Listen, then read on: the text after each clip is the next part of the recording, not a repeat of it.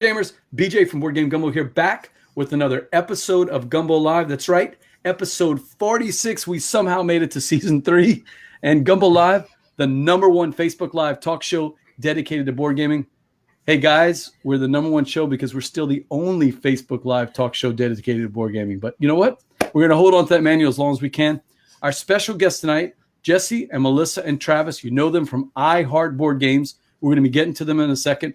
But to let you know, Board Game Gumbo and Gumbo Live is a proud member of Punchboard Media. Hey, check out the other fine members of Punchboard Media, like the State of Games podcast. Chris, Daryl, and TC. They have an awesome podcast where they talk about con travels. They talk about design tips, news from the world of gaming, and my favorite part, what grinds their gears. But don't forget, TC is going to actually be on the show later on in the season, so that's going to be fun. Punchboard Media, where we all bring something to the table. Now, I do want to do a special shout out to our friends at GameNerds.com. That's nerds with a Z.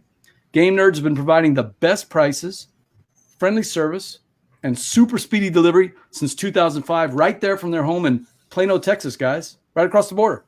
Ooh. And I bought Azul from them back in back late last year, and I was so impressed. I've been talking to them about doing some game giveaways. And with the help of Board Games, we're going to be giving out a game that we're going to talk about later on in the show. So GameNerds.com with a Z. Check those guys out.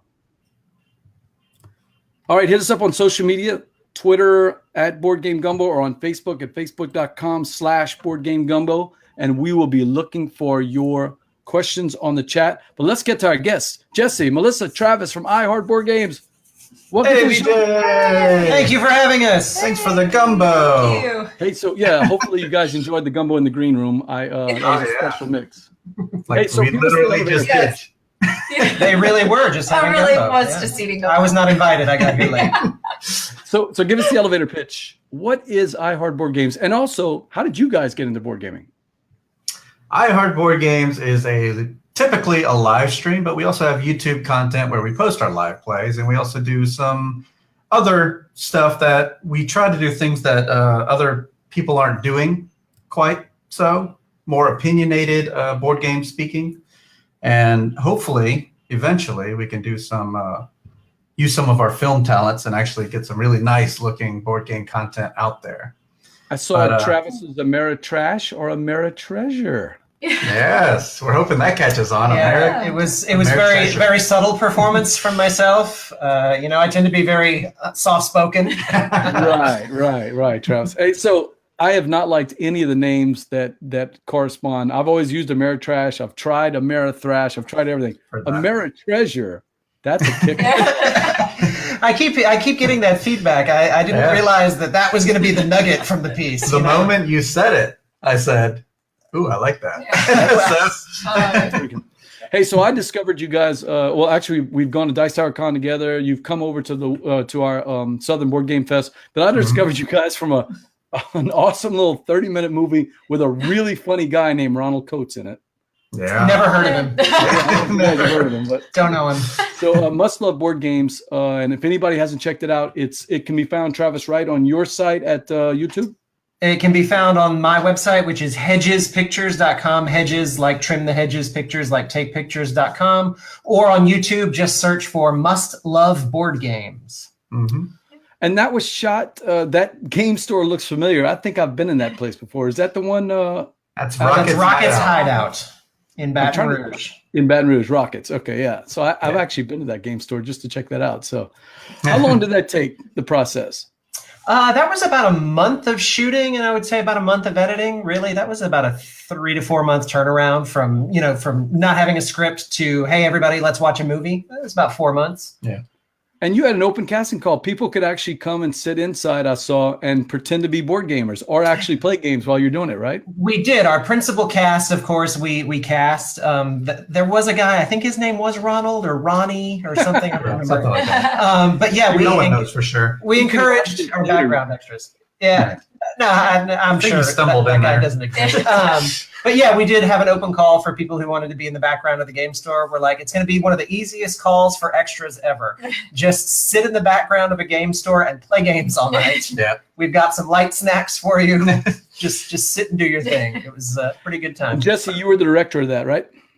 Travis was the director. I was the cinematographer for it. You were the cinematographer. Okay. I don't know all my responsible for shots. Yeah. I've only been in one thing ever. I was in an Ice Skaters commercial, and I thought that this would be pretty cool to do. I thought we'd go in there and 30 minutes. I was in a band. We wrote the theme song for the season 5, and we figured, we're going to go in there. We'll play the song like 3 times, and we'll be done. 12 hours later, and 50-degree temperatures in the place we were because they didn't want us sweating, right? So they kept, or maybe it's the cameras. They had to keep everything cool. The place was freezing the entire day. 12 hours later, we finally finished the shoot, and the entire thing was a Chevy Gator commercial that lasted about 3.5 minutes for the whole video thing, but the commercial was only 30 seconds. Yeah, that was expected. Does that sound pretty familiar from what you guys have done? Oh, absolutely. Oh, for sure. Yeah, filmmaking is not as glamorous as it is often portrayed or thought of. Yeah. And especially if you're in rough conditions like being outside in the summer or in a really freezing cold. Right. What's the movie I saw that y'all did where y'all were running around a parking garage in Baton Rouge? That must have been a lot of fun. That's been several. But Day of the Hedges comes to mind. Was it the Louisiana Ghostbusters chasing a guy in a Christmas wreath hat? Yeah, that's Day of the Hedges. That was our 15th anniversary special. Yeah, so it wasn't that glamorous, but I'll tell you, after the 50th time of lip syncing the Ice Skater Boogie over and over and over again, I was so mad that I ever thought of that song, ever wrote that song. I was like, God, how did I get myself into this crap? I could have played TI4 like 4 times. I should have. Yeah, well, and that's the thing. It takes perseverance, but it's funny because of the long hours we spent making movies. That's actually sort of how we ended up board gaming together because we met through film channels, and then it was like, you play board games, I play board games. We should get together and play board games sometime. When we're not making a movie, we'll get together and play games. And it started out very, innocently. We were just kind of hanging out as a group of friends, and then that became a regular weekly occurrence. And of course, now look at us. We're surrounded by games and cameras. Yeah, they're everywhere. And things are everywhere. My story is shorter. Tuesday, I was walking by a friendly local game store, and they had this game called Catton, Settlers of Catton, I think it was called. And I bought it. Has a bunch of cats. I've been literally playing games ever since Tuesday. Oh, wow. Excellent. That's a long time. Yeah, that's a lot. Back to what we were talking about. So Dice Tower Con, I did not get to go this year, and I think you guys did. You were missed. I didn't go either. Okay, Travis. I don't think you went last year either. I'm thinking about going this year. I'm going to try to go this year. Melissa, tell Travis why the board game library alone at Dice Tower Con would make Travis want to go. Oh, goodness. Well, and that is something I was going to bring up as far as like changes that happened at this Dice Tower, because I volunteer in the library. Sure. I have the last couple of years, and the library got its own room this year. And it's just wall to wall, just a room. You just walk in and just games. Games everywhere. Kind of like a BGG has. Yes, very similar to how BGG had it set up. And so that was a really awesome change that I really enjoyed as being a volunteer in the library too. I heard good feedback, and I there was a couple of negative feedback that the board game library was pretty far away from the vendor hall. What did you think, Melissa? Vendor hall? No, it's right across the hall, right across the. Well, I think it was as centralized as I think they could have made it. Yeah, it was 2 different rooms. Mm-hmm. I don't know if you remember last year that it was a kids' room last year. Yeah. Yeah, right between the 2 halls. I mean, I can't think of a better place. I mean, if you were in one of the other rooms on the opposite side of the main ballroom, well then that's a walk. But then that's a walk from anywhere. I think they centralize as much as possible. Well, that sounds, of course, like growing pains. The con is growing year to year, so that's. It wasn't so much the library's location; it was the fact that the vendor hall was moved out away from the library. Yeah,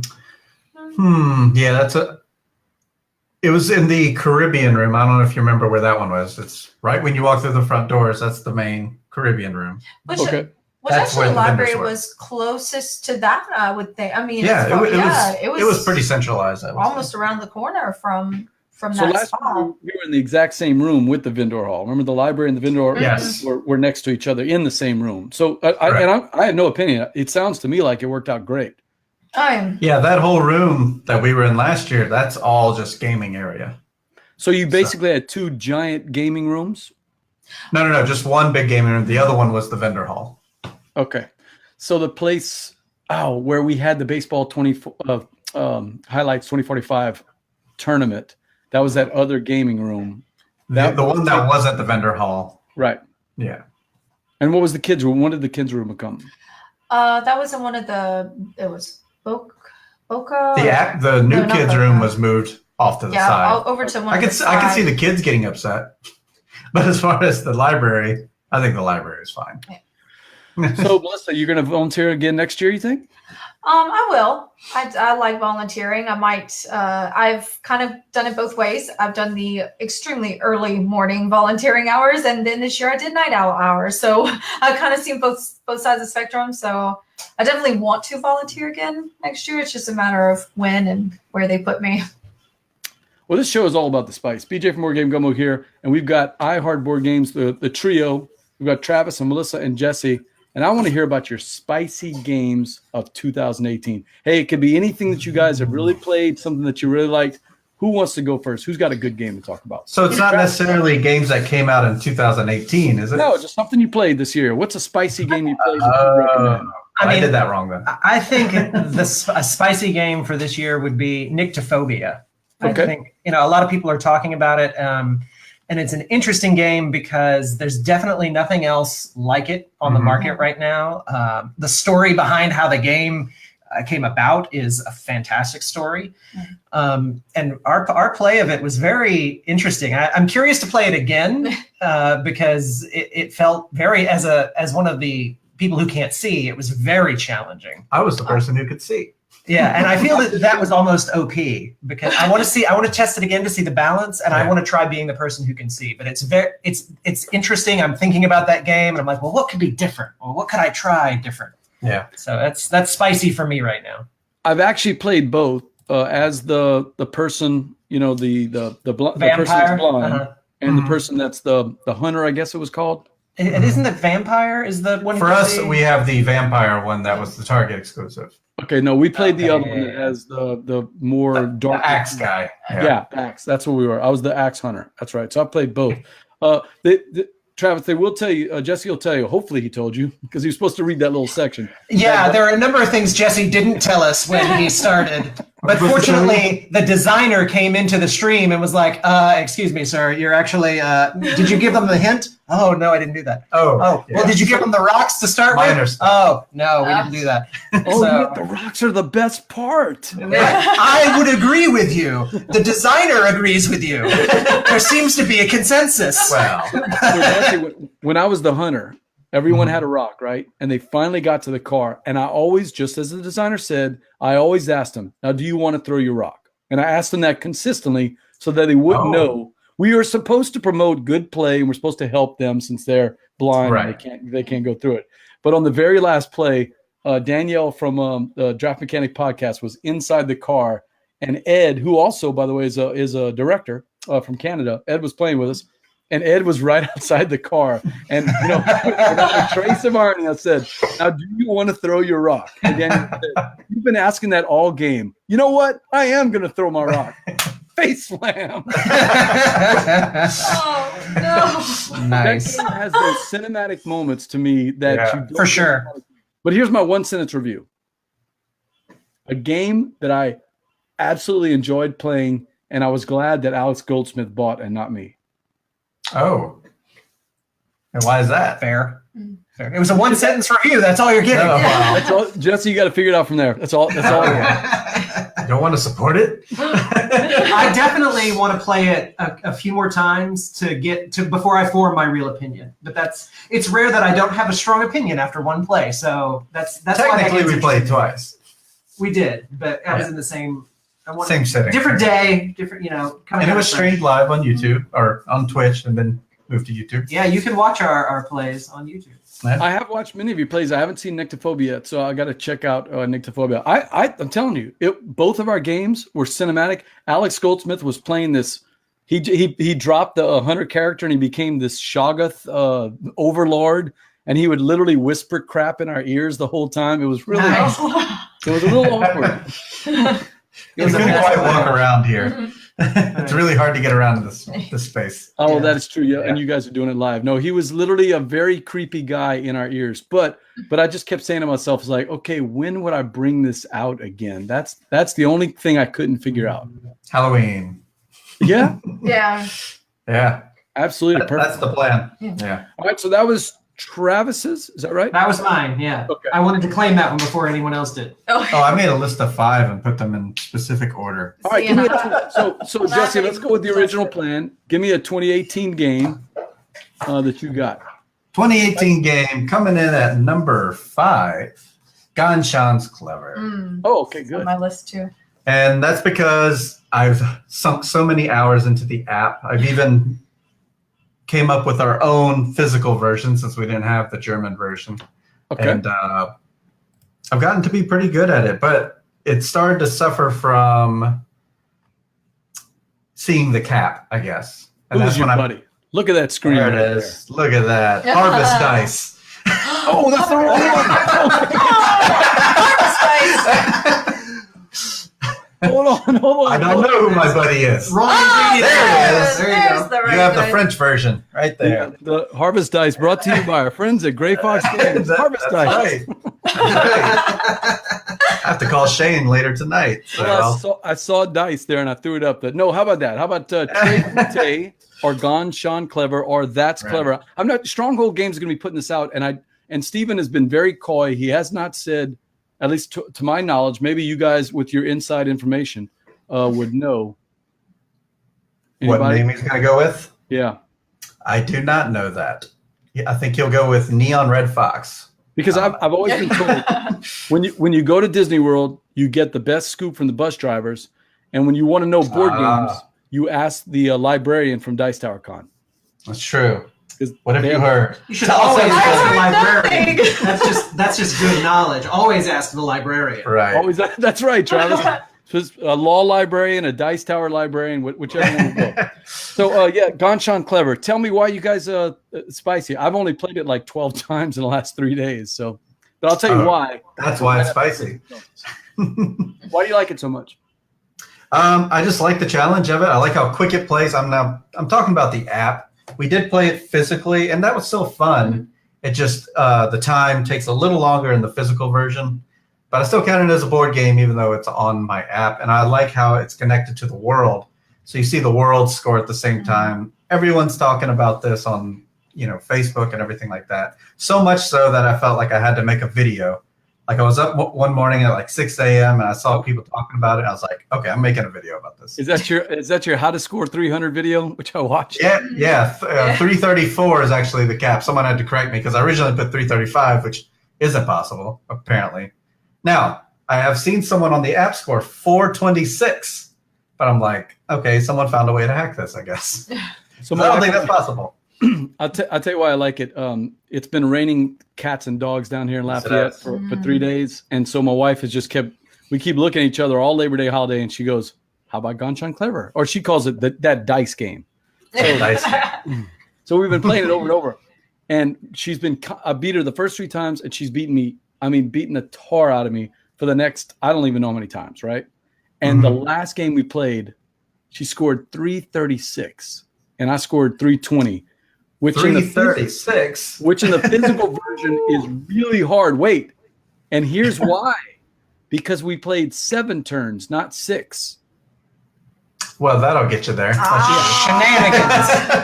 Shenanigans. I was are going called. to say, I need to take down my video. Shenanigans. I kept going 336. How did you do that, Lenny? And I kept looking. And I said, wait a minute. And we started counting up all the boxes, and I realized we had played 1 roll too many. So Right. So at least you have fun, right? Yeah. well, no. But here's what I like about it: the comboliciousness of the dice, and putting, even if I'm not winning, when I can do 4 or 5 boxes in a row, you just Feels feel good, doesn't it? clever. Maybe a little Ganshan's clever. Ganshan Clever. I got to admit, man, that's a game I can bring out to. I feel like I can teach it to anybody, and I feel like anybody can pick it up and play. After the first round, you know what you're doing, and you just feel clever when you're playing it. Great choice. Yeah.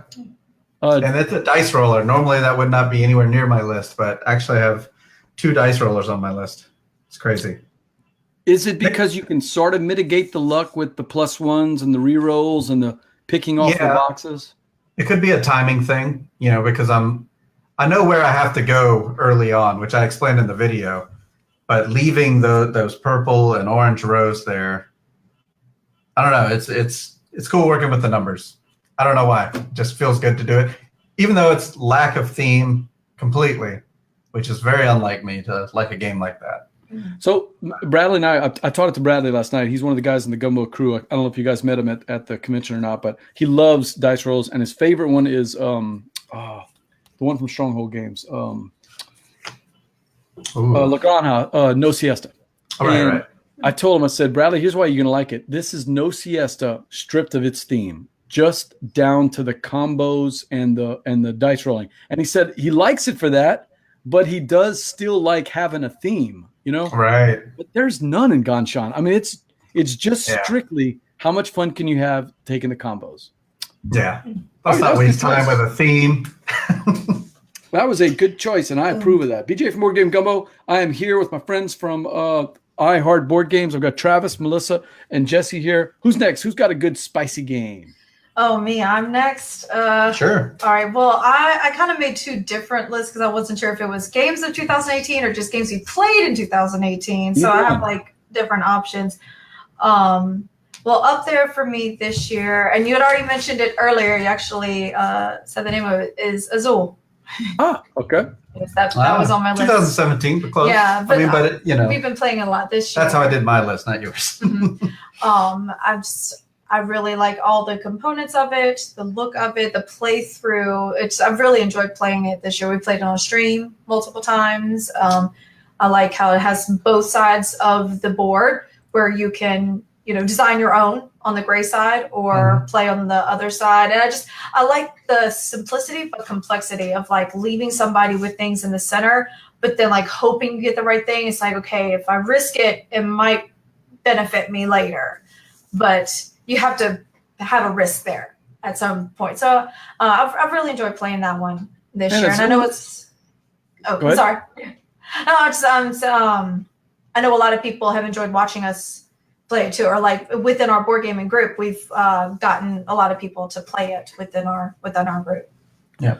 So here's what I can't figure out. In our game group, we've been playing together since 2015, I think. And one of the things that doesn't get played a lot are abstract games. And yet Azul, since I bought it and a couple other guys bought, we actually have 3 copies now in the game group. And since we bought it, it comes out almost every single Wednesday. Somebody is playing Azul. And for the life of me, I can't figure out how an abstract game has caught us. But I do notice that when I bring it out to any other groups, if I play it with my scout dads or I play with family or friends, they all pick up the game right away and they all love it. I think it's the combination of the simple play and just the fact that those tiles look so cool on the table.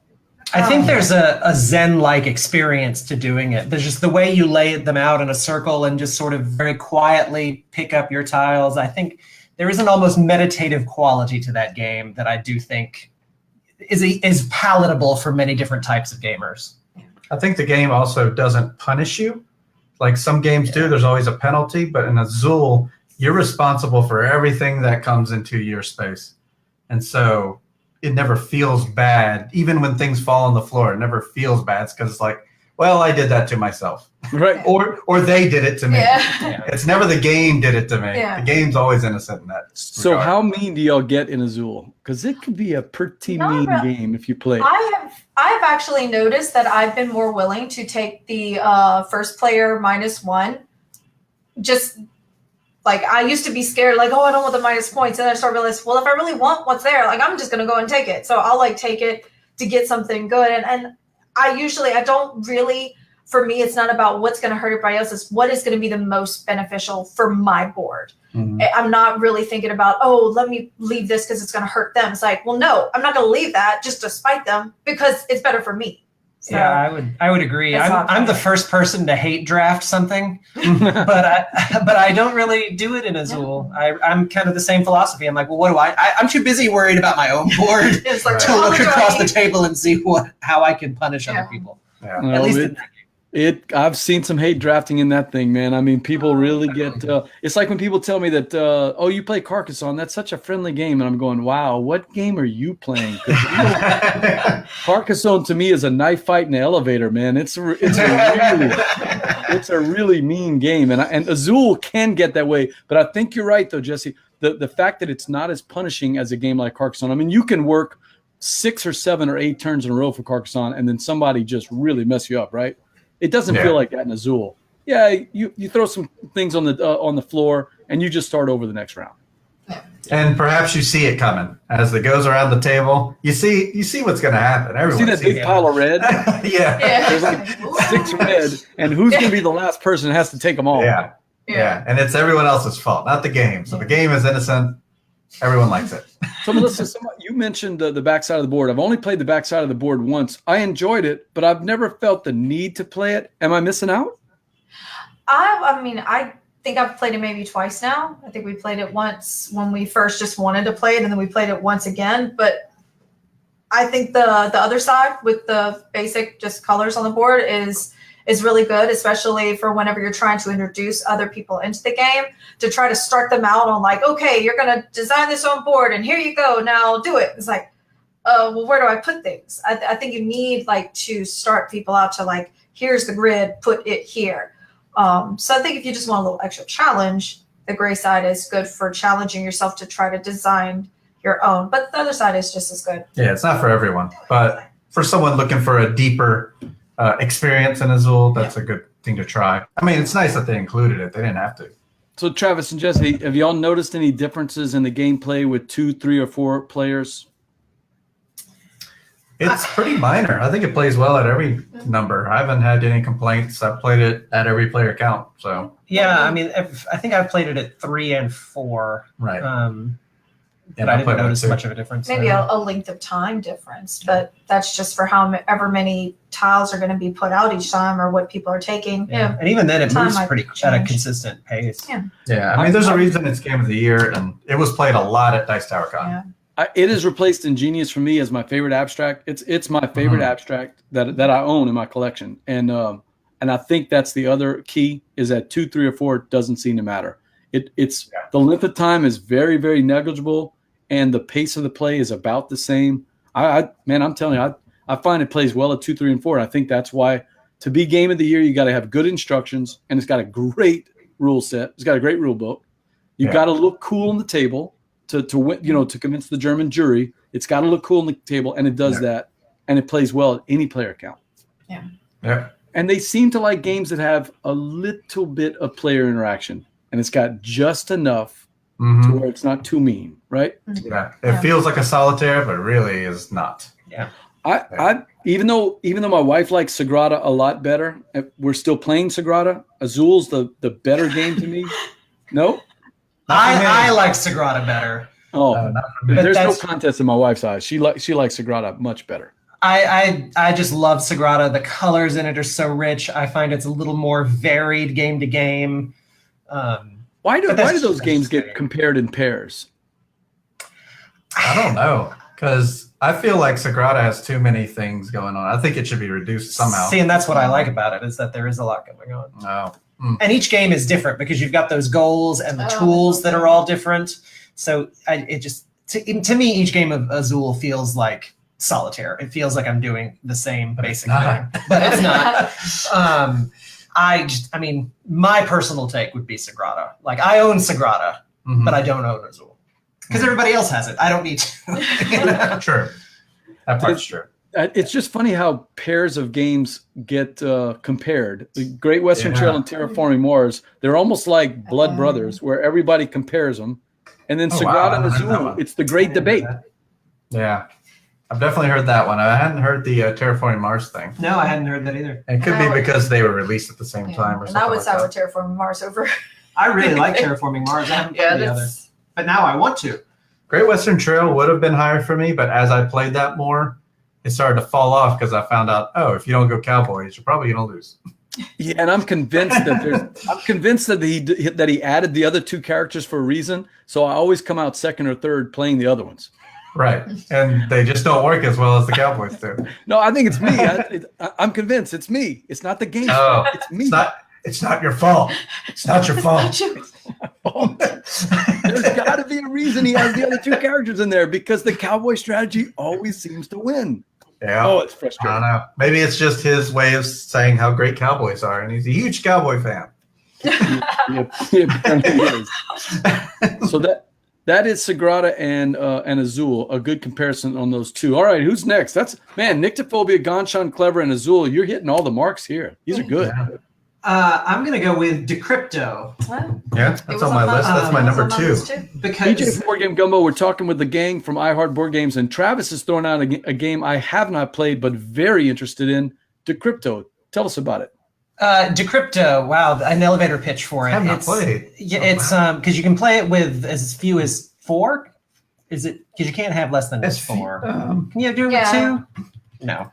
I would say it it's few as scales. 4. It scales up very well. yeah, I don't know if you want to play with just 2. It's sort of a hint-giving game, but there's a deception element to it. I don't usually like hint-giving games like Mysterium or Dixit or those Code are very names. specific code names. Yeah, I don't tend to like games like Travis, that. you're killing me. You're killing me. I'm sorry. I like them. I'm the one that doesn't like everything. Deception, murder, I might be and good Deception, at it. Murder in Hong Kong. Can't stand that one either. Oh. And see, I like That it. whole genre of games is just a hard sell for me. But Decrypto, I really liked because I think because there is that element of you're playing your friends, but you're trying to play your partner and you're using your brain to figure stuff out, but there's actually logic to it. Something like code names is just people throwing words into the wind. Like it's just Mysterium and Dixit are even worse. Dixit is the devil. Somebody make a soundbite out of that. Hey, I got to tell you, we got a bunch of viewers, and they've got a ton of questions, and something is going on with the Be Live app, and it's not showing you the comments. At least it's not showing me. Are you guys seeing the comments right now? There's comments? No comments. Oh, yeah. So bring up. I'm going to have to throw I won't be able to throw them up, which is really disappointing because that just ticks me off. But I have a team chat. Should I bring that up? Wow, there are people watching? Wow. Yay. so we Yay. got Hi, people. Marshall Wells, who you guys might have met at the Game Fest, the Southern Board Game Fest. Yes. He says good evening. Steve O'Rourke, who's going to be playing with us in that game later on. Oh, Steve actually posted a link to Hedges' pictures for you. So Oh, thank you, Steve. awesome. That's More awesome. people to see the pizza movie. Let's not go there away. Let's not go down that road. Steve also has a weird comment. He says Alex I love does those. for sweet nothings in a lot of ears. Okay, Steve. Oh.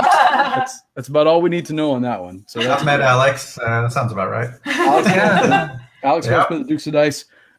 Gray Fox Games, who has Deception, Yes. Murder in Hong Kong, which Travis was. Yeah. Oh. But we still like over here. Yeah. Hey, Jason James, who you guys might have met, the North Shore guys. That was Jason, Derek, Nick, and a bunch of yes. people. They were at Gen Hello, Con. And also neighbors. what's that? Hello, they're neighbors. They're checking in. That's right, neighbors.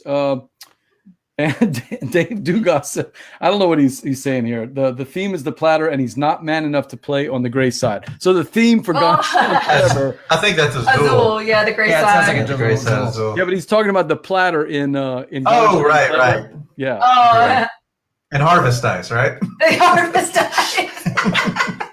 Marshall Wells says he's not with you, Travis. He says he does like social deduction games, but he can't stand Spyfall. And you know what? I could understand that. Spyfall is maybe the most nerve-wracking of all of them. I made a video about Spyfall. Yeah, I played it Yeah. once and it was okay. I mean, There's ways it could be better. It's a Yeah. great concept. It's just poorly executed. concept. It's a great concept, but poorly executed. Now, for me, Spyfall, like I always have the biggest problem. It's like I just asking the question Mhm. that is clever enough that you don't point yourself out, but deceptive enough that you can like hide. And then if you're not like right on the button quick enough, it's almost like you've outed yourself before you even started. And so I have a really hard time, of course, you know, I like the game, but I am terrible at it. So I love watching. I love the game itself. It's just me trying to involve in the question. Like, I never know what to ask. But any game with a deception element isn't your forte. And I love them. I love watching them, and I enjoy them. Like, see, and I love deception games. I'm just no good at them. Yeah. That's a problem. I'm no good at them, so maybe somebody else might enjoy more than I do. But I love watching it. I think they're really great games. I just might not be the best person at them. Marshall Wells has who knows Stephen Bonacore really well? Any of you guys? You do. Yeah. Y'all are leaving it up to me, I guess. I thought maybe one of you guys did. So Marshall said that instead of Ganshan Clever or Très Fouté, just call it Comboliciousness. Convoliciousness. Sounds like a gum. Sounds like a candy bar, like the whatchamacallit. I'll trade my 3 for your 4. All kinds of numbers have flavors. Yeah. Yeah, that would be good. I think Comboliciousness would be a little too long. I think All it's right, perfect. so we got some good games so far. Nyctophobia, Ganshan Clever, Azul. What was the last one we just talked about? We were talking about Decrypt.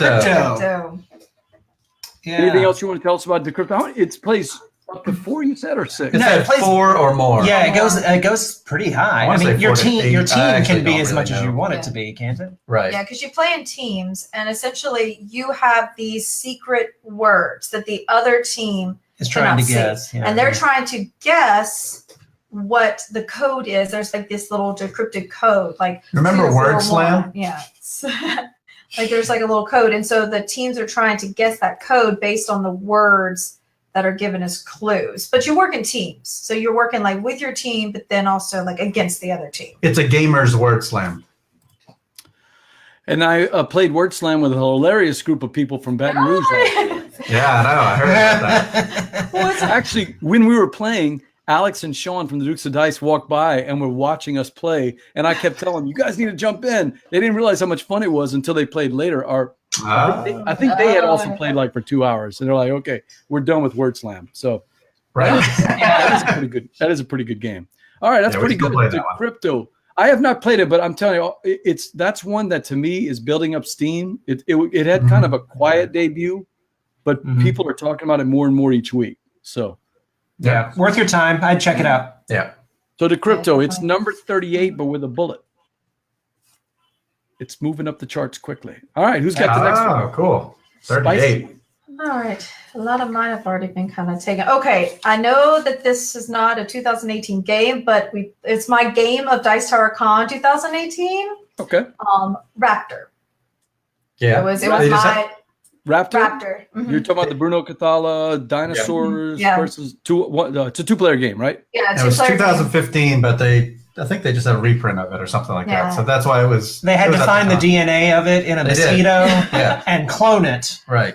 and then they brought the game back. Yes, I just absolutely loved it. It was my Dice Tower 2018 game of the con, and when we played it, I loved it so much. I was like, okay, let's play. So we actually played like one round the scientists, and then we swapped, and then played the other way around. So I got to play both scientists and dice are back to back. It's a great, easy 2-player game. Oh yeah, I've loved it, and the little miniatures are really neat.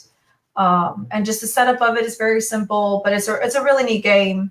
It was my game at the con. So can you play it in a team, you think, 2-on-2? Like some one-on-one games can be played? Would that work? I mean, it would purely be discussion. Mhm. I don't think it would really work unless you alternated turns. But even so, there's no teamwork. I don't think that could happen from that. Yeah, What's the 'cause time on it? How long does it take to play a game of Raptor? I'm imagining 20 or 30 minutes. 30 Yeah, minutes, okay. according to the box behind Travis. Yeah. 30 minutes. We're just looking behind you. Yeah, That's I've never fun. played Raptor. That is a game that one of the guys in the Gumbo has, Dustin has. But I'll be honest, Wednesday nights, there's not a lot of 2-player games that get played because there's so many people that show up, you know? Yeah. I understand that. And of course, we have a lot of 2 players so that we can play stuff. The 2 of Yeah, us. yeah. you know. Everything behind Travis, which is probably kind of small. This is our 2-player show. Mhm. That's all that is. I'm going to That's zoom my in part. just so the audience can see real Now quick. Now some games are not 2-player on there. That's like Azul is up there because we Champions of Midgard. Yeah, some of those are for show, but a lot of them are just our 2-player games, and then all of our 3+ games are in another room. But yeah, that's quite a few games in there. Star Wars Rebellion, Battle of the Five Armies, Oh, yeah. Star something Wars as easy as Rebellion. Mr. Jack Pocket, Hanamakoji. We got a question from the audience there, Jesse. Oh. Caleb Huve wants to know, have you guys played The Chameleon? Yes. We have played the Chameleon. We have played the it on Played Chameleon. on stream. stream. Yeah, Caleb was someone we met at the table. At Southern Board Game Fest. That one. Okay. Yeah. Yeah. Yeah, we haven't played it. That was one of like our first test streams. I actually watched that the other day just to see what it was like, and yeah, we were very different. Yeah, that was one of our I don't first think our test table looked like this. It was I don't still just remember much about it, but I remember it was cute. Yeah. We'll play that again, probably 4-player. So the name or more Steve even. O'Rourke says, Travis, Decrypto was a good game. Will be compared to code names in his mind, but it's got an element of trying to be clever that's different. Yeah. Yeah, Yes. I will only play code names if I'm forced. But Decrypto, I like Decrypto. Have you played all types of code names, or just the? You know, I feel that's like saying, have you walked across all types of coals? Like, no. No, they just announced an American Library Association version of code names. Is that interesting to you? Shenanigans. Oh, we're seeing stuff. I'm calling. Oh, Oh, we're shenanigans. seeing stuff now. Yeah, Oh, comments so Comments came and in. people are showing up on our end People? now. So Steve there it says is. Decrypto's a good Hey. game.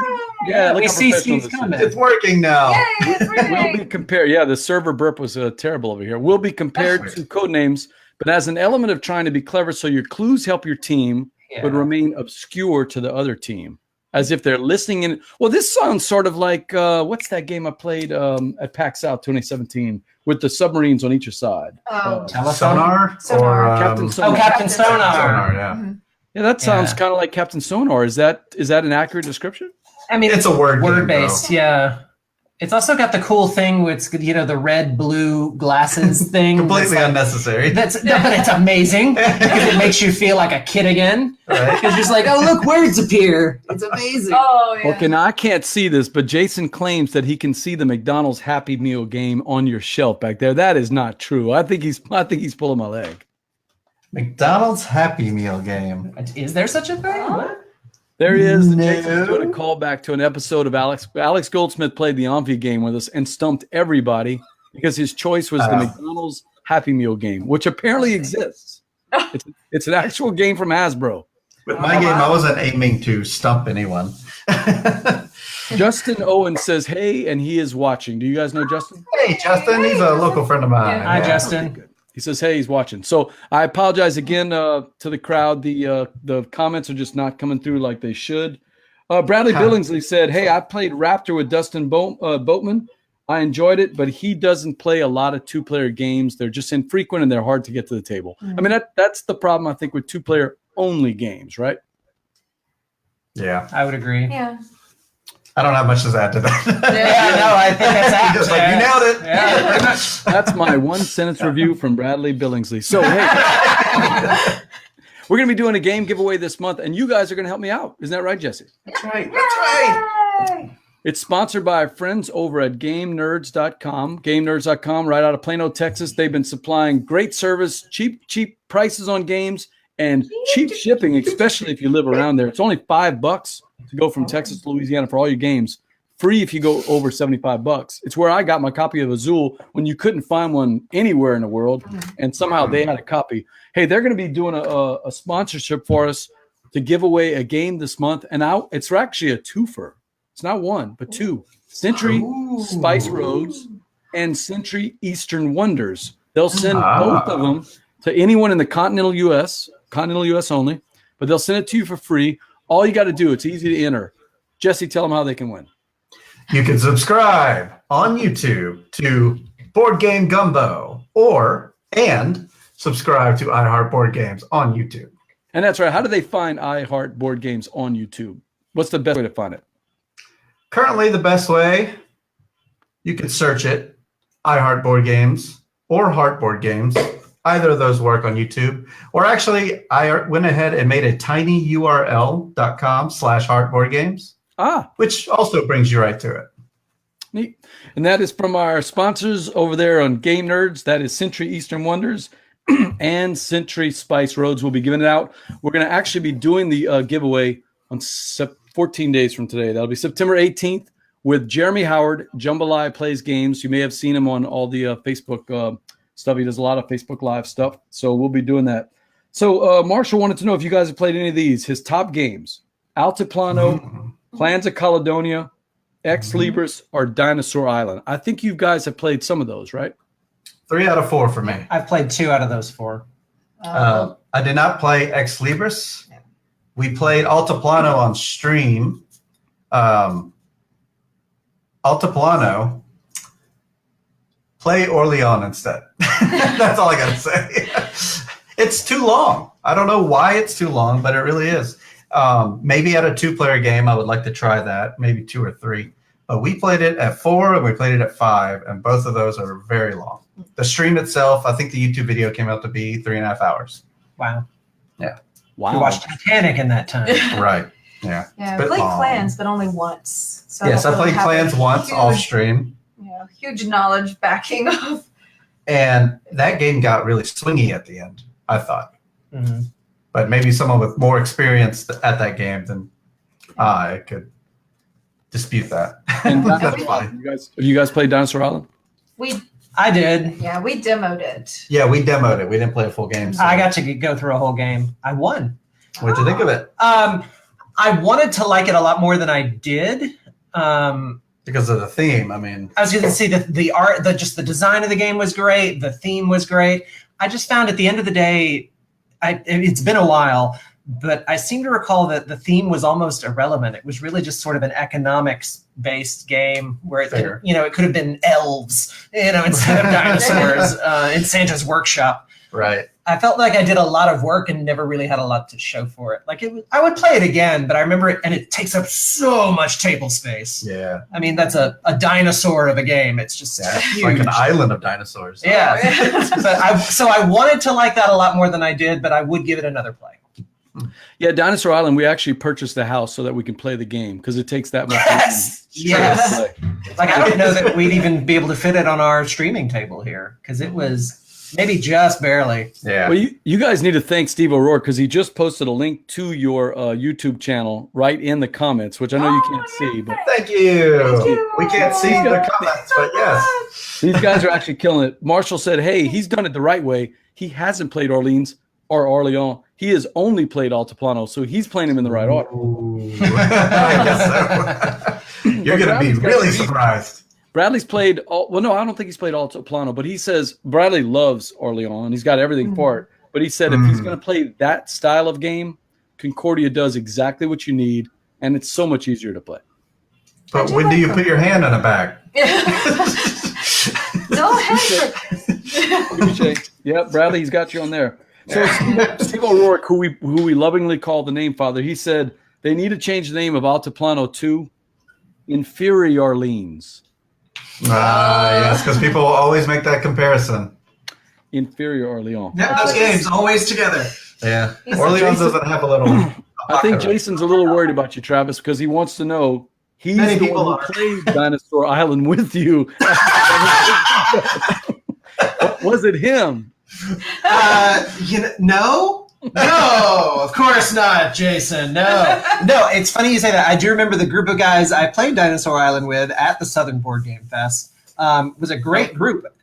Yeah, and I ended up short guys. That was Nick and Derek, D-Rock, and Jason. and Jason. Yeah, I remember because I played several rounds with them. You guys But I were also- playing that, and I was playing Camel Up right next to y'all, but every time we had a rules question, I either tried to help or I would get what's his name to come over, Kyle to come over and help you. And we played something else after that. It was the Steampunk. Was it Steampunk Rally? Is that what it is? Yeah, with the racing game. Yeah, where you build engines. We played that together too, and we all learned it together. Well, correction, Bradley's played all three. He demoed Altiplano at BGG Con, and he's got Concordia, then Orleans, then Altiplano. And I haven't played Altiplano, but I imagine that's probably what I'm going to go. Although, the llama or alpaca, whatever it is theme, it does intrigue me. I'm strangely attracted to that game. I'm not sure why. I think they knew that, and that's why they even have the little first player thing as It's a little alpaca. a little alpaca around you put together. Of course, ours keeps falling apart, but you can see on our stream every once in a while he'll be walking and his back legs fall off. So That's so good. Well, the last part of the show is the part we call the Envie game. And this is a little unusual because normally it's a one-on-one Envie game. How have you guys decided to play the Envie game? By the way, for those of you watching the show tonight for the first time, BJ from War Game Gumbo here. I've got Travis and Melissa and Jesse from iHeart Board Games. And we're moving on to the Envie game. That's the game. It's a Cajun word for something. Why am I explaining it to you guys? I mean, you guys are from Baton Rouge, but just in case, it's a Cajun word for something you really want to do or really want to see. And in this case, it's a game you want to play. It could be something you own, something you don't own, whatever the circumstances are. It's a game you really want to play. And since you have to do this 3 times, I went really easy on it, and it's a really easy game for you to figure out. So it's one game that the 3 of y'all want to play? Oh, no. I think we all did separate. I have not been consulted in whatever he's about to say. You don't have any games you want to play? No, I have games I want to play, but I'm curious what yours is. Okay. Okay, so you all each have a game, and we're going to try to guess those games. Is that? I didn't want to make it too much of a challenge because we'd be here all night with you guessing 3 different games. Good. Well, it's going to be hard anyway because last I checked, there's like 9.7 million games on BGG, so it does make it tough. But I did guess the game last week, by the way. I saw that. Yeah, I got it right. You're going to guess mine for sure. Marshall Wells said, actually, it was, I thought it was Kyle, but it was David Miller, I think his name is, from the Sinlaw Game Group, who was the one that was teaching us Dinosaur Island. Yeah, remember he was in the other room and he had his big copy of it and he was doing a lot of demos. Yeah. That's the one we were playing. If you did any demos of Dinosaur Island, that would have been David. And thanks to David. Great. So thank you, Marshall, for catching that. All right, the Envie game. About 20 questions. Who wants to go first? And hopefully these guys are, you know what? I'll go first. Let's agree to this. If anybody guesses your games, they get an additional entry into the Central Spice. Oh, we're just throwing it out here. Fine by me. I mean, it makes it fine by me. That sounds like more paperwork. I'll add them to the list. So as long as we don't have to play Dixit, fine. Okay. Yeah. All right. So if the chat room can guess it, they will get it. So who's going first? Well, I'm throwing out a softball here, so I'll go first. All right. So first question I always ask to try to narrow down: competitive or cooperative? And I'm going to guess it's competitive. Competitive. Yeah, that's what I figured. Figured that. And this is not where words. So our questions are not just yes or no questions because You're correct. It's not where words. It's not when Ted was on the show, I was very careful to emphasize that the rules are quite different than Werewoods or Insider. So American designer, European designer, is it Asian designer? What do we do? Research? Oh, that's gonna have to, man. Like I don't know the answer to some of these questions. Like, I want to guess American for now. Hey Travis, go to BoardGameGeek.com. Yeah, I know. It's a really cool website that has lots of info on board games. I've heard of this. Yeah, but I'd have to pull it up in a hurry. Like I hope we're not talking about the same game. That's what I'm. We're definitely not talking about the same game. You don't know my life. I own this game. Oh, then you were not talking about the same game. So a competitive game, and you own the game. Yeah. Designer, American, European, Asian? American designer, okay. From America. Card-based or board-based? What would you say? Board-based. Published. Steve wants to know, was it published in the last 5 years? Yes.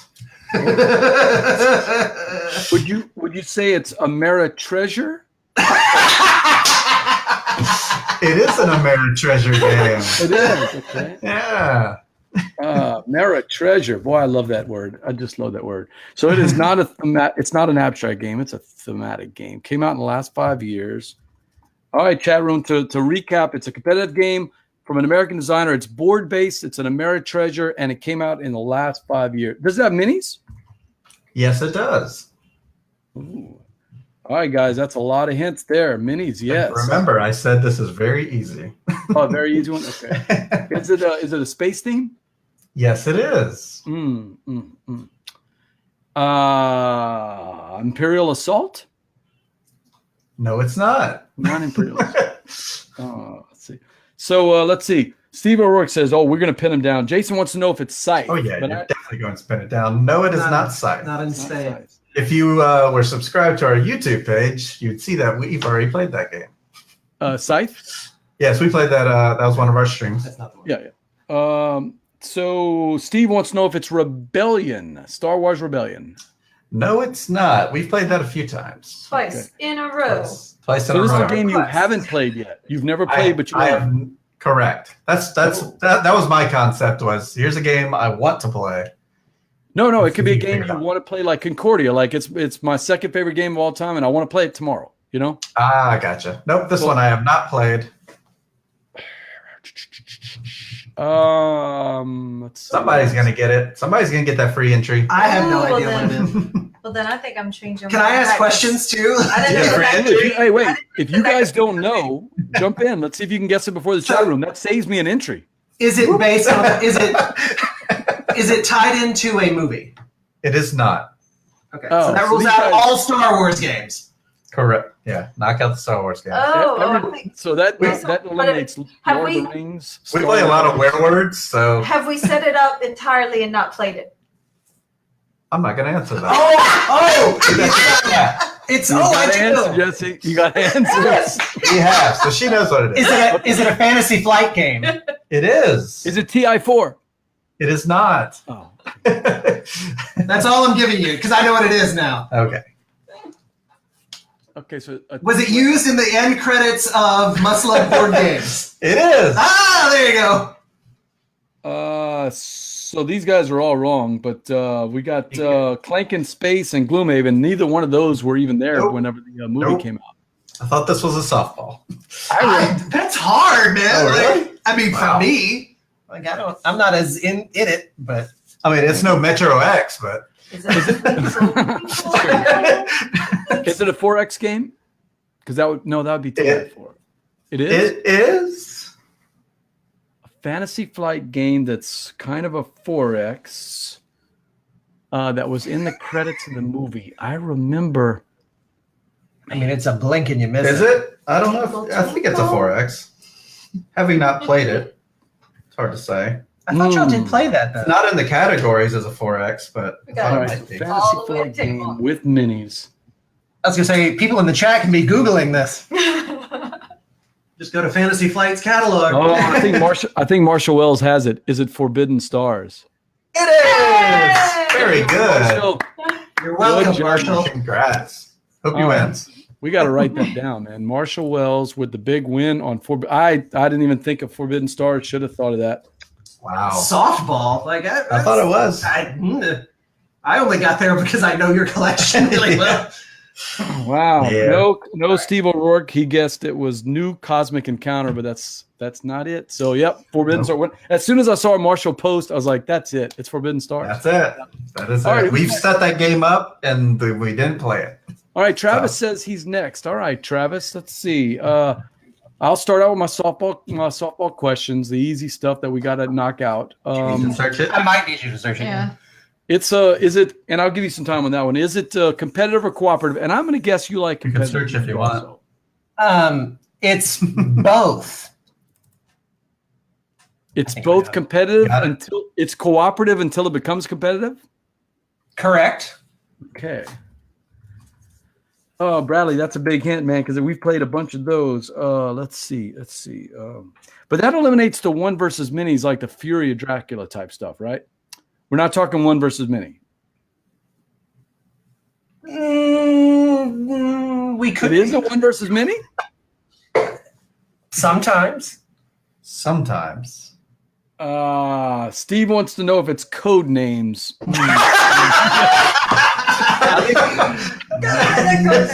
Close, but no. One versus many. What do you see Everyone in the versus picture? you. Yes. So the name father says, is it a hidden trader game? That's probably where I was circling around. No. I'm gonna go with no. Some of these I'm sort of taking on based on past experience and on faith. Oh, Bradley might have it. Oh, so Wow, first, that was fast. So Marshall Yeah, I'm says- throwing a softball. Yeah, Marshall says, are there hidden roles? And I'm going to say no, it's not a hidden role game. Mm-mm. No. So Bradley's got it. Bradley says Betrayal on House on the Hill. I'll give it to you. It's Betrayal Legacy. Yes. Betrayal I'll give you Legacy. Betrayal. I'll give you Betrayal House on the Hill. Yeah. Give it Betrayal to him. Legacy. Yeah. I got there job. fast. Yeah, Bradley, would you have guessed Betrayal Legacy if he had strung it out? We got to Y'all would have gotten. Yeah, y'all would have Yeah, gotten we there. probably gotten it. Jeff Aldridge was just behind him, man. My buddy Jeff. The only bad thing about Jeff, he's an Auburn grad, but that's okay. Other than that, And that's why he's one.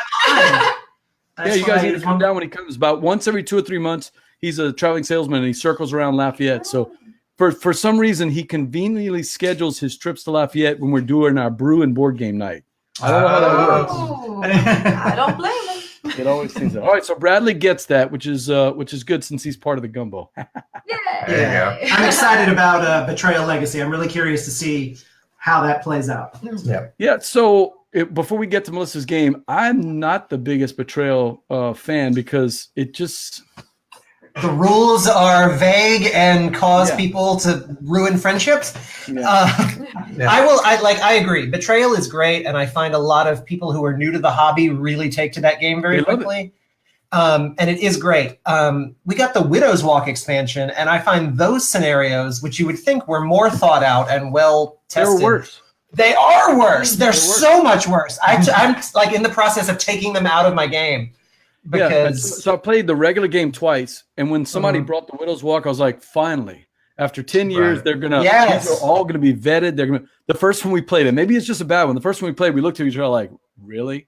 Like this doesn't even make sense. Yeah, I've played at least 3 scenarios where it got down to the end, and the traitor and the heroes were like, "Do you know what you're doing? Do you know? I don't know what I'm doing. Do you know what you're doing?" Nobody can figure it. Like we're sitting there with each other's rule books. And going on BGG in the forums cannot figure it out. What do you think of Betrayal? I forgot to announce this, but November 6th, Rob Davio is going to be on Gumbo Live. Well, he's got some splaining to do. I'm going to expect some questions from Travis when that. Yeah, I will be in the. I'm going to put it on my calendar right now. What was that? November 6th. November 6th. So I'm trying to think. Will it be out by then? I think it comes out in the end of October or middle of October. Doesn't it? You'll be able to talk about it with him. Nice. I'm putting it in my calendar. All right. I'm coming for you. All right, Melissa. Enough stalling. Enough stalling. I had a last minute change because after what you said about it not having to be something you haven't played, so I had a change of hearts. But I have BGG up. What was your haven't played? Not using it. My haven't played is Merlin. Oh, Merlin. Ooh, that would have been a tough one to guess. I'm a huge Feld fan. Like 20 plus of his games. And what's your favorite Feld? Bruges. Ooh, my God. Whoa. So the Dukes of Dice guys, Sean loves all the Felds, and he left to play Bruges at Dice Tower Con 2 years ago. We played Concordia and 2 more games, and they still hadn't finished Bruges. Wow! I don't know. Does it always take that long? I don't know. I mean, I have played like 3 Felds in a row, and I went from In the Year of the Dragon to Bruges into Notre Dame, like boom, boom, boom, and that's about the biggest brain burner I think I ever gave myself at a con. But I didn't find Bruges to take that long. 90-minute game. No, my favorite is Aquasphere. I love the theme and I love the way it plays. Nice. It's just mean enough because it's kind of mean, but it's still got that point salad stuff. So I like it. Oh yeah. So have Bradley, you played Castles of Burgundy, the dice game?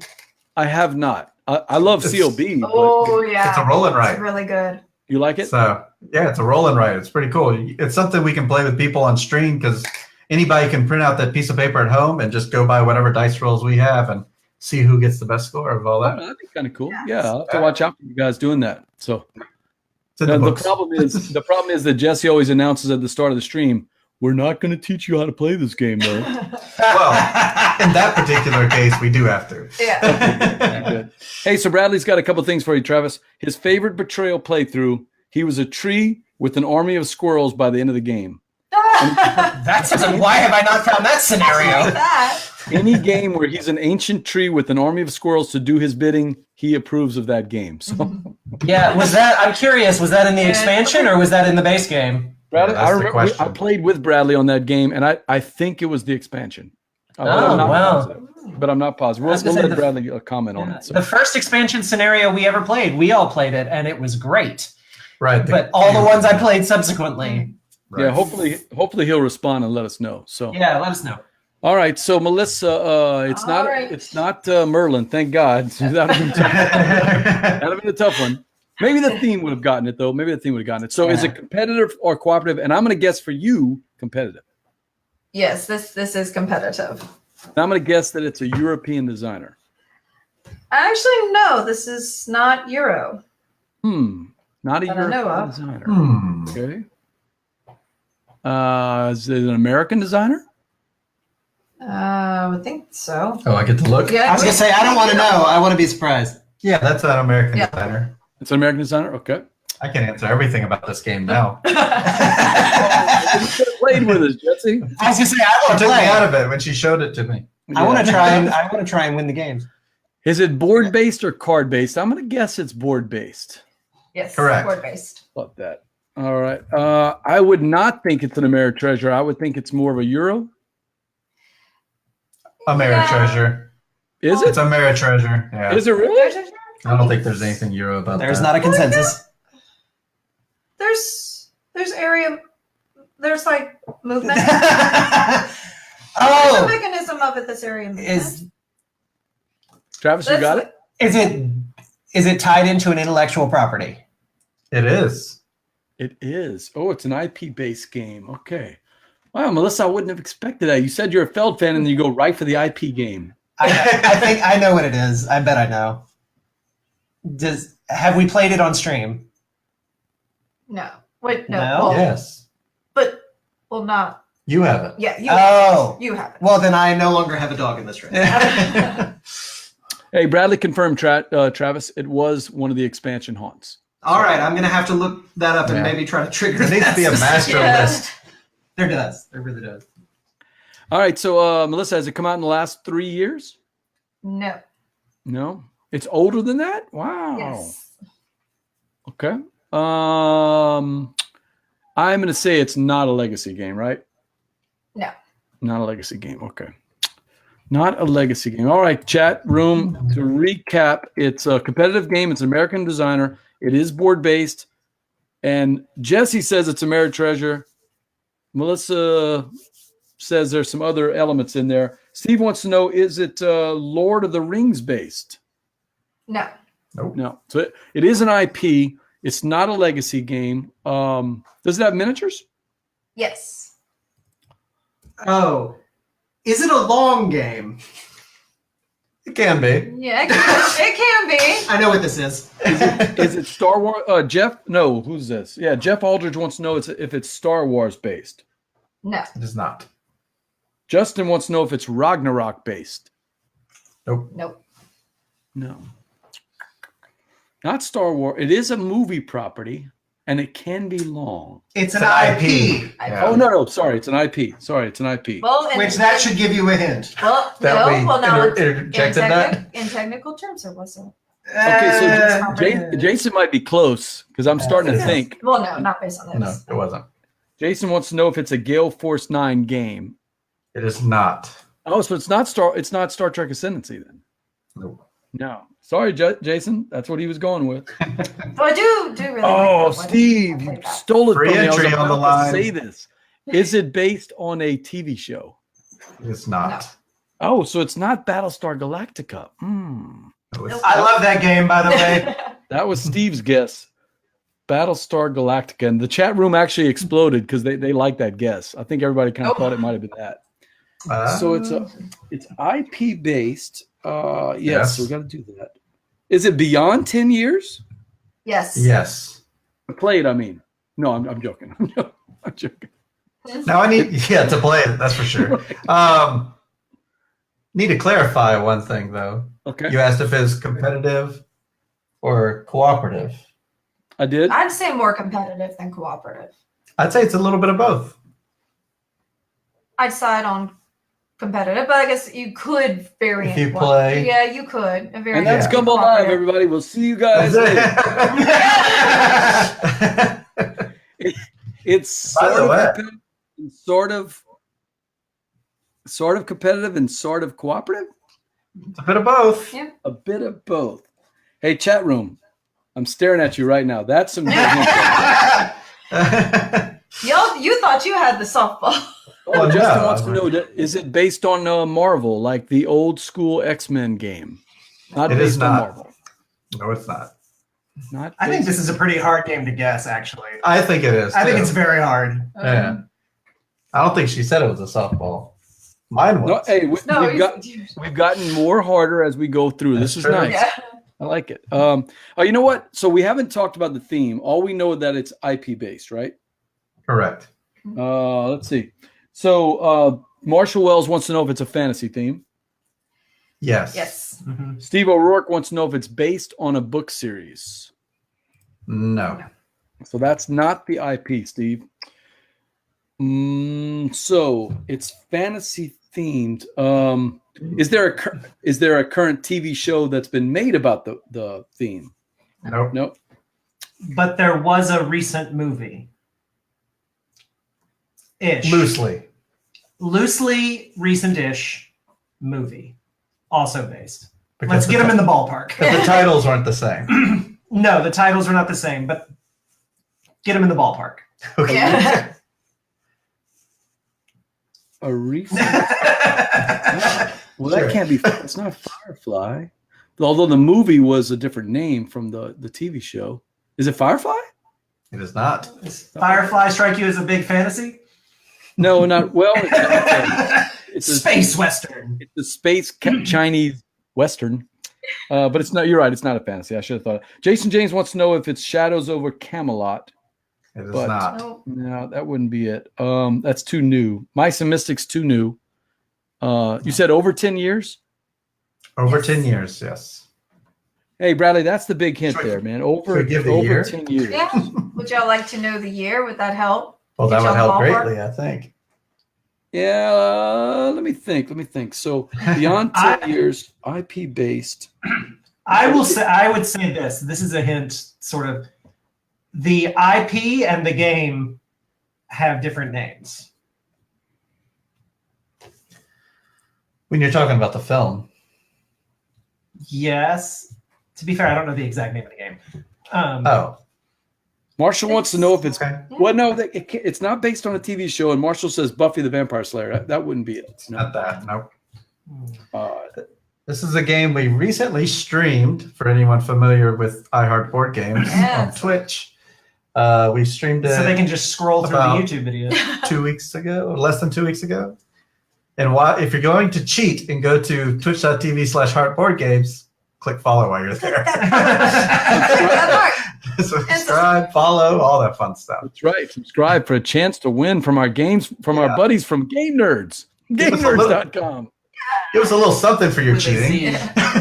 Z. For your cheating. For your chance to win a copy of Century Spice Roads. Now, it hasn't made its way to YouTube yet, but if you go to our old VODs, video on demand on Yeah. Twitch, that's where it lives right now. Yep.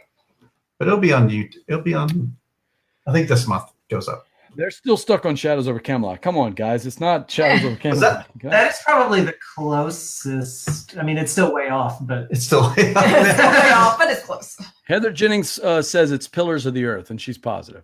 It's not, Heather. Oh. No, I'm sorry, Heather. That was a good guess. Boy, I feel Hi, Heather. Is the IP a cultural touchstone? Is it frequently referenced in gaming circles? okay. So is it? I'll say yeah. So we're talking about a Cthulhu-based game? No. No, not Cthulhu-based. Is You're it a zombie? You're overthinking it. Is it? No, it's fantasy. That's right. God, It's fantasy. That's Yep, right. It's not going to be zombies. It's not going to be anything else. Let us know when you would like a hint. I was gonna say I'm trying to think of things I could. Right. Is it? Oh, so Heather says, "Hey, so is it Arthurian legends? It is not. Fantasy, but not, and it's not Lord of the Rings legends. You said it's not Lord of the Rings, or was that for the other question? Was that part of this? It's question? not Lord of the Rings. Okay, yeah, someone said that. It's not Arthurian. Stephen guesses something Arthurian, but it's not Arthurian. So it's fantasy, but it's Mhm. not Lord of the Rings. You know, really, when you go to the bookstore, it's either Arthurian or Lord of the Rings. I mean, there's just no other fantasy out there. There have been books made since this IP has come I was out. gonna say, is the IP known often by its acronym? Oh, Yes. yes. Okay. These are known as hints. Well, I don't know how many people know Order of the Stick, so that is not going to be them. OOTS. What we got here? So Bradley says it's a game IP based in fantasy. Yeah, that's it. So it's a D&D game. It is not. It's not a D&D, Justin. Man. I know. As we started going down this road, I'm like, it's going to sound like a D&D game. Yeah, Heather's guessing role player, but that's not going to be a really long game, though. No. No. Wow, You I'm guys are surprised I haven't got it yet. Justin says Dungeons and Dragons, eh? No. No, not quite. Oh, Dungeons and Dragons.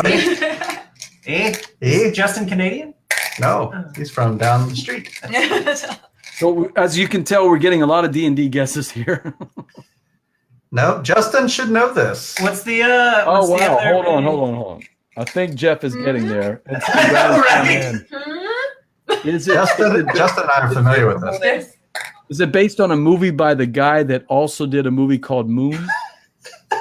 Yes. Yeah. All right, I gotta give it to Jeff. I gotta give it to Jeff. Jeff Aldridge says World of Warcraft. But which one? Ooh. Oh, so Oh, they haven't which got it yet, one? Which Bradley. one? Bradley also guessed it, but nobody's got which World of Warcraft game. So you Man, gotta that's get. a- Hey, you know what? If we're gonna road. be fair, you gotta come up with the exact name. What is the name of the board game? Because there were Heather- two big ones. Heather says Descent. It is not Descent. All right, it's between these two guys because I'm tapped out. World of Warcraft. That's the only thing I can think of. I was gonna say that's a quick Google. Yeah, there were two World of Warcraft board games. Man, 2 World of Warcraft board games.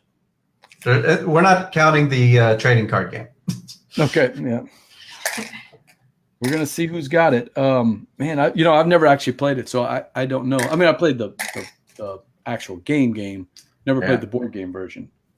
I played the game too. I am curious. World of Warcraft, another game besides World of Warcraft. What server were you on? I You don't remember that? remember. Oh, it's Korgath for me. So, I don't remember. and Stormreaver a little bit.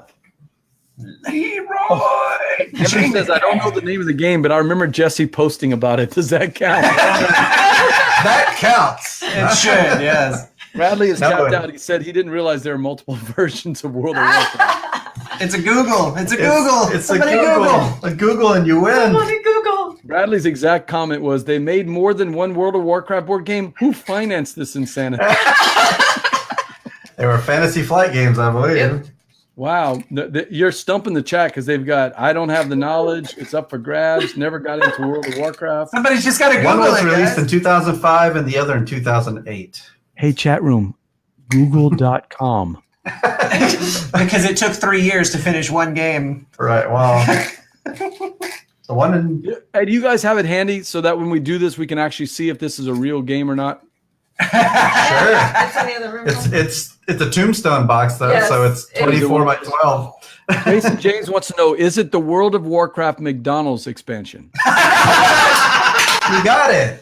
Wow. No McDonald's. That's Yeah. I want to play it as a torn French fry. Darn, French fries. Yeah. Hey, so I have it actually. While we're waiting for the chat, somebody's Steve ORourke says no Google. Somebody's got to come up. Oh, with it. no Google. Okay. well. Shut down Jeff the says Google. it's called the Adventure Game. That's the wrong one. Where was You had a 50-50 shot and it failed. That's the 2008 game. I'm waiting for somebody to say World of Warcraft, the other game. The World of It is Warcraft. the something Leroy game. Jenkins. It's such a game. Travis, Moon Yes. is one of my favorite movies from the last 3 or 4 or 5 years, whatever it is now. But I've Oh, never yeah. seen World of Awesome. Warcraft. Does I haven't either. It's actually just called Warcraft. That's why they Oh, have different was it? names. Yeah. Because it's based on the Warcraft 1 lore, right. which I guess story-wise they got right. It was just really cheesy the way they presented Yeah, I it looked guess. awful, and it didn't get good reviews. Right. So I was just, and I've But that's Duncan Jones. is the not director of played that. WoW, Yep. so Who is I the- just didn't have a. who Jesse is the son of David Bowie. David Bowie. Very good. Yeah. That's right. World of Warcraft Monopoly. No, it's not World of Warcraft. Although that is a thing. That is. We a are thing. looking for the 2005 version. World of Warcraft Pandemic. Legacy edition. Yeah, they are struggling here, man. We got lots of World of Warcraft the board game. I thought this. Wait, what's that? World of Warcraft the board game. Yeah, That's that's it. Really? Yeah. We waited all this time for that? It's not the adventure game. It's the board game. You give that The person board 2 entries in the contest. 2 entries. Hey, so my I one think sentence review of the World of Warcraft the board game guessing part was the third reel kind of fell apart. Yeah, Yes. I agree with They you. didn't stick the landing. Couldn't make it too easy. I couldn't help but notice. No, Melissa, nothing wrong with the choice. It was the hints at the end. It just didn't stick the landing. So yeah, This is why Melissa and Concept are always an adventure. Right, yeah, this concept game. so we can eliminate Settlers of the World of Warcraft, World of Warcraft Dixit, Monopoly Warcraft. Okay, I will say something about because you said something earlier before they went about like it doesn't have to be something you never played, just something like if you could play tomorrow, you'd want to play tomorrow. Okay, Exactly. Here's the thing. We spent 7+ hours streaming this. Multiple hours before that reading the rule book, teach ourselves it. And after all that time, literally went to bed and said, I want to play that again. Wow. I was like, I was engulfed. Like I think about it. Like I'm thinking about like when can we play next? When I think do we have about enough coin, time bro. to play? You need next? to bring it here so we can play it. It's, That's on my list actually, and your picture went away, but that's okay. Oh, there you are. Because that's how we do. That's how we do it live. We just keep going. Just Yeah, keep going. we just just would you do guys it like to live. stream a Coimbra? I think that'd be cool. Absolutely. Yeah, let's do Yes. It's number 1 on my list. We didn't make it to it. The spicy games. Coimbra is number 1 on my list because that's a game I keep thinking about since we played it at Dice Tower Con. Well, I want to thank BeLive for having so many technical problems here. It's kicked out my Thanks, picture BeLive. here. I'm just nice. I'm a black square on there. That's all you can see on me. I don't know Oh what's wow, going on. we see you. Oh, we see you fine. All right. You know what? A lot of times the chat room lets me know that it's just what I see and that they Right. can actually see me. So I'm just going to pretend like everything is hunky-dory with Everything is BeLive. peachy. Thank you, BeLive. Holy cow, 110 different comments tonight. Wow. Thank you to the chat room for bringing it. Sorry we didn't get to post those up, but Here's There's another thing that 111. might cause some comments. Settlers of the world. We skipped the voodoo to avoid. Oh, yes, a voodoo boy. Oh, I have one. Steve Did you O'Rourke says, really? looking forward to the Jambalaya game with the group. Bring them back. Oh, hey, they want you guys to come Awesome. back. Awesome. Absolutely. Thank you. Jambalaya game. Let's do it. Jambalaya. I just had jambalaya today. It's Oh, that's jambalaya right. and Cool. gumbo You know what Steve's together. talking about? We ran out of time, but Steve came out with some diabolical jambalaya game for you guys, based on movie mashups with board games. Okay. Go on. Ooh. So we'll have you guys. Intrigued. We'll have you guys back on and do that. Maybe we can do it on a special night or something like that. We'll do that. Yeah, So- that'd be great. All right. So tell us. That's all right. Board games. That's it for another episode of Gumbo Live. I want to thank my guests, Jesse and Melissa and Travis. I was skipping ahead to the closing before we even got there. Right. Oh, I want to thank. Check out their it's on Twitch and it's also on YouTube. iHeart Board Games. Yep. But what's the best way if they want to reach out to you guys after tonight and get in touch with you guys? We're live Monday and Wednesday, 7 p.m. on twitch.tv/heartboardgames. That way you can reach us live and see our actual response to your questions. But if you can't do that, we're also on Twitter @HeartBoardGames, Instagram @HeartBoardGames. And if you want to email me, if you're a dinosaur, heartboardgames@gmail.com. Yep. Make sure to like our Facebook page, facebook.com/BoardGameGumbo. It helps us get the word out about all of our upcoming guests and shows, including Randy Hoyt from Foxtrot Games is going to be on next week. That's Spy Club, a game I'm super interested in. Fox in the Forest. I actually like that one. I played that one at the Southern Board Game Fest. oh yeah. Lanterns, not one of my favorite games, but World's Fair 1893. I did like World's Fair 1893. That was a pretty cool game. So I'm looking forward to talking to Randy. We're going to be mostly talking about Spy Club because I'll tell you, Spy Club looks like a really cool game. What's up? What are you guys streaming next? Possibly Tiny Epic Zombies. Chainsaws and everything. Oh, yeah. And just got the notification that Western Legends is shipping my way. So that'll be very soon, too. Yeah, won't be here by tomorrow. But We'll be here by tomorrow now. We've got a copy of Western Legends coming in. Can't wait to play that one. Hey, I am BJ from Board Game Gumbo. This has been an awesome show with you guys. I knew that you guys could handle a live show, and with all the glitches we had, I want to apologize, but this was awesome. And until next time, guys, les ailes, bon temps roulé. les bons Les Les